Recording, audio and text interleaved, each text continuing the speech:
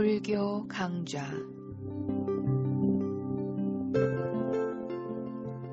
안녕하십니까, 묘원입니다. 특별한 느낌을 찾지 마십시오. 느낌은 자신의 몸과 마음 안에 있습니다. 다른 곳에서 느낌을 찾지 마십시오. 누구나 항상 특별한 느낌을 찾지 말아야 합니다. 현재 알고 있는 것이 모두 느낌입니다. 영원히 소유할 수 있는 느낌을 찾지만 그런 느낌은 어디에도 없습니다. 느낌은 매 순간 일어나고 사라지며 일어난 곳에서 사라지고 일어난 즉시 사라집니다. 아무런 느낌이 없을 때도 덤덤한 느낌이라고 알아차려야 합니다. 느낌이 있는지 모르는 것이 무지의 느낌입니다. 느낌을 알아차리는 순간 무지가 사라집니다. 느낌을 느낌으로 알아차릴 수 있을 때 지혜가 나며 번뇌가 제어될 수가 있습니다. 여러분, 감각기관에 대상이 접촉하는 것을 모르면 느낌이 일어난 것을 모릅니다. 느낌이 일어난 것을 모르면 일어나고 사라지는 생멸을 모릅니다. 일어나고 사라지는 것을 모르면 모든 것이 변한다는 무상을 모릅니다. 무상을 모르면 모든 일이 괴로움이라는 것을 모릅니다. 괴로움을 모르면 마음은 있지만 자아가 아니라는 무아를 모릅니다. 무상과 괴로움과 무아를 모르면 집착이 끊어질 수가 없습니다. 집착이 끊어지지 않으면 최고의 행복인 열반에 이를 수가 없습니다. 오늘 또 지난 시간에 이어서 요기불 원인으로 느낌이 일어나는 것에 관해서 말씀을 드리겠습니다. 지난 시간에 몸에서 일어나는 느낌은 지수, 화풍, 사대라는 것을 말씀드렸습니다. 오늘 또 풍대인 바람의 요소에 대해서 말씀드리겠습니다. 풍대인 바람의 요소는 몸 어느 부위의 움직임에서 항상 드러납니다. 그러한 움직임과 배가 일어나고 꺼짐에서 뻣뻣함을 아는 것이 바로 바람의 요소인 특성을 아는 것입니다. 느슨함도 바람의 요소로서의 한 특성입니다. 왜냐하면 우리는 어떤 것의 팽팽함과 느슨함을 언급할 때 상대적으로 그렇게 말하기 때문입니다. 움직이고 숙이고 기울이고 옮기는 것도 바람의 요소의 역할입니다. 손을 구부릴 때 손의 움직임을 주시하는 수행자는 바람의 요소의 참된 본성을 알게 됩니다. 걸을 때 주의를 집중할 때에도 그것을 압니다. 그러한 움직임에서 대상을 남자나 여자나 몸으로 생각하지 않습니다. 단지 몸의 대상을 지수와 풍사대로 볼 때 거기는 자아가 있다, 남자다, 여자다, 나의 몸이다 하는 것들이 붙지를 못합니다. 수행자는 바람의 요소의 참된 본성을 뜻하는 점진적 움직임이라고만 알 뿐입니다. 수행자는 또한 한 장소에서 다른 장소로 움직일 때에도 무언가가 밀고 있다든지 다른 것을 끌고 있는 것을 압니다. 그런 식으로 수행자는 정신의 시계 내에 나타나는 현상을 통해서 바람의 요소를 압니다. 이것이 바로 경전에서 인도함으로 나타남이라고 하는 의미입니다. 땅의 요소와 불의 요소와 바람의 요소라는 이 세 가지 근본 요소는 모두 감촉을 통해서만 알 수가 있습니다. 들음 등을 통해서 알 수는 없습니다. 여러분은 어떤 사물의 소리를 들을 수 있지만 그것이 거친지 부드러운지 뜨거운지 차가운지 뻣뻣한지 견고한지 움직이는지 말할 수가 없습니다. 사물의 냄새나 맛이나 형상도 그 사물의 근본 성품에 대해서 알려주지 못할 것입니다. 하지만 우리들은 폼을 통해서 근본 요소를 확인할 수 있다는 것이 대중화된 믿음입니다. 이때 근본 요소가 치수 화풍 4대입니다. 바위덩어리나 쇳덩어리가 확실히 우리에게 단단하다는 인상을 주는 것은 의심의 여지가 없습니다. 하지만 이러한 인상은 폼으로서 생긴 것이 아니라 과거의 감촉을 토대로 한 귀납적인 일반화일 뿐입니다. 여기서 귀납적이라고 하는 것은 경험에 의해서 알고 있는 것을 추리하는 것을 말합니다.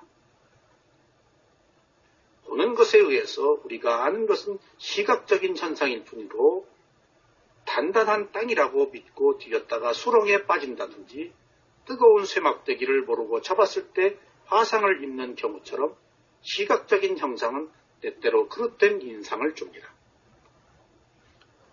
바람의 요소도 폼으로서 알 수가 없습니다. 왜냐하면 체험해야만 알 수 있는 요소이기 때문입니다. 우리는 어떤 물체가 움직이고 있는 것을 보는데 왜냐하면 그것을 여기저기서 보기 때문이며 그 움직임을 안다고 하는 것은 그 움직임을 알아차려서 얻은 추론에 불과하기 때문입니다.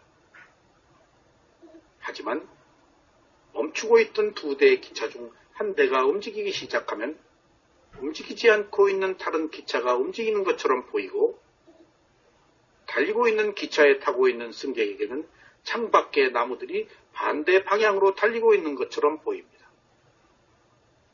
이러한 시각적인 착각은 움직임의 진리에 대해서 우리가 눈에 의존할 수 없다는 것을 증명합니다. 한때 명상에 관심이 많은 나이 지긋한 남자 수행자가 스승인 비구와의 대화를 우리에게 전해주었습니다. 베개를 집어 흔들면서 비구에게 자 스님, 지금 어떤 법이 사라지고 있음을 보십니까? 라고 물었습니다. 그러자 바람의 요소인 붕대가 사라지고 있음을 봅니다. 라고 말했습니다. 그러자 스님, 틀렸습니다. 스님께서 눈으로 보고 계신 것은 형상일 뿐입니다. 보는 순간을 알아차리신다면 스님은 형상에 무슨 일이 일어나는지만 아실 뿐입니다. 보는 순간에 바람의 요소에 대해서 아무것도 체험으로 알 수가 없습니다.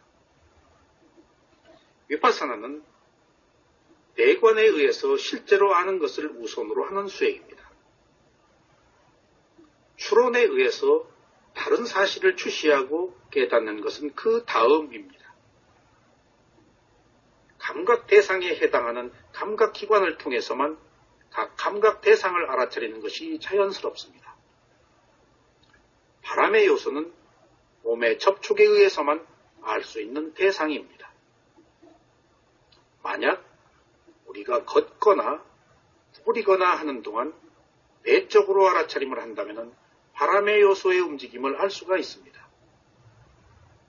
지금 스님께서 바람의 요소와 접촉하지 않으면서 그 소멸을 안다고 하셨습니다. 스님께서 말씀하신 것은 부자연스럽고 틀렸습니다. 이렇게 말했습니다. 이 남자 신도의 비평에는 많은 진리가 담겨 있습니다. 어떤 스승들은 염처경과 다른 경전들을 참고용으로 의존하지 않고 오로지 자연현상만 다루는 논설을 근거로 순전히 이론적인 가르침만 설하고 있습니다. 그리고 이러한 가르침에 따라 수행하는 수행자들도 있습니다.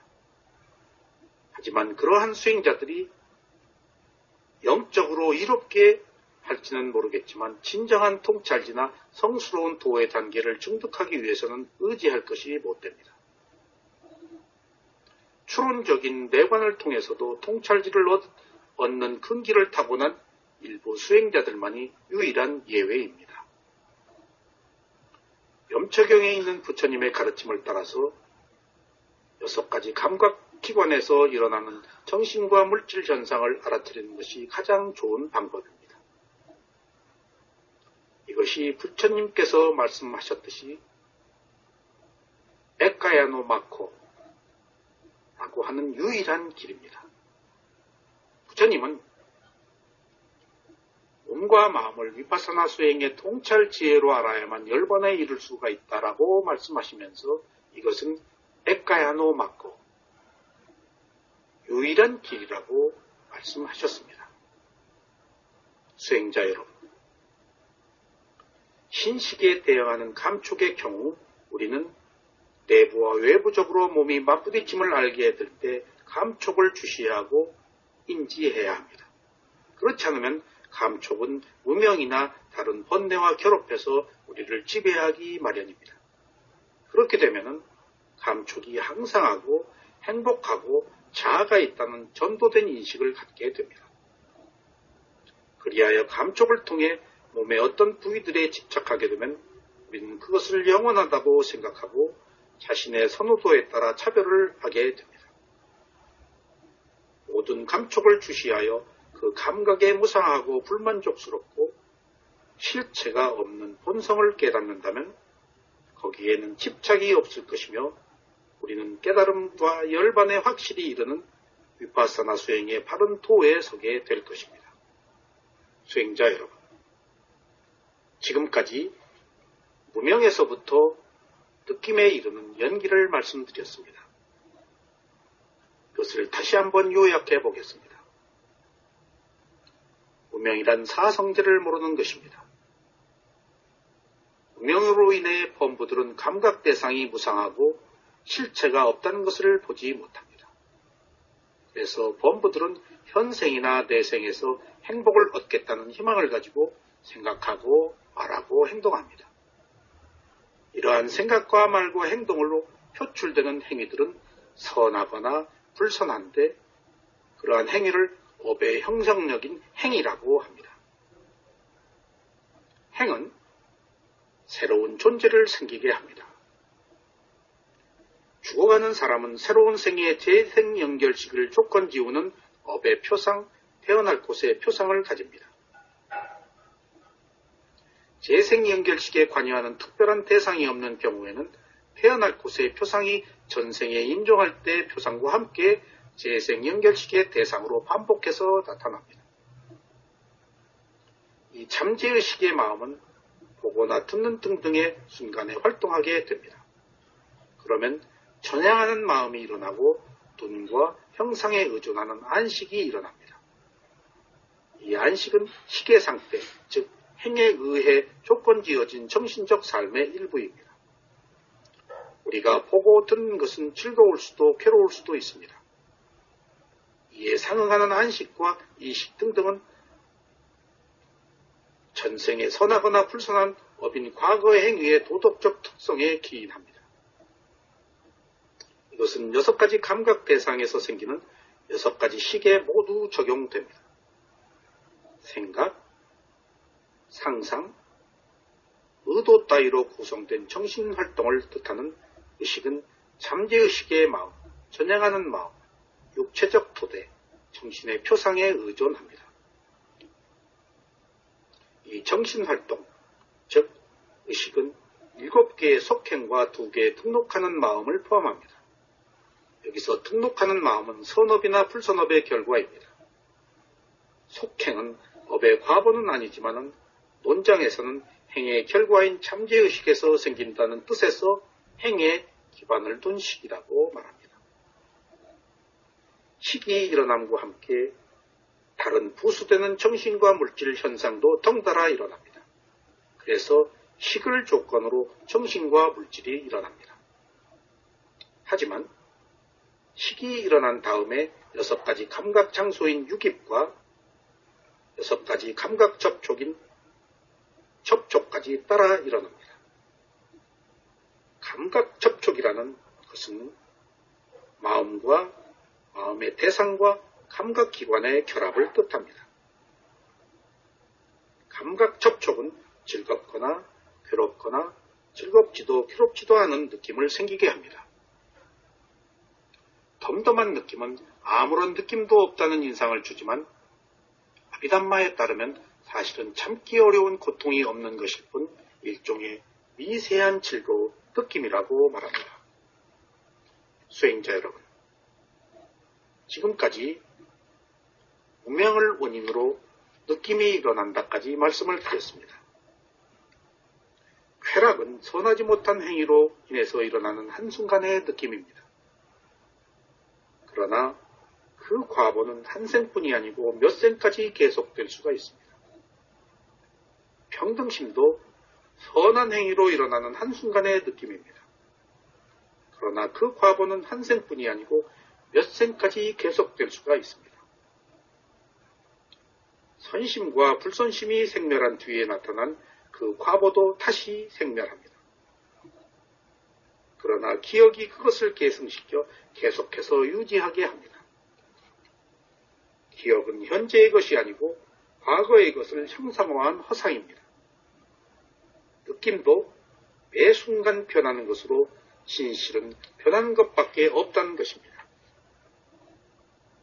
이처럼 선심과 불선심이나 느낌은 생멸하는 물방울과 같습니다.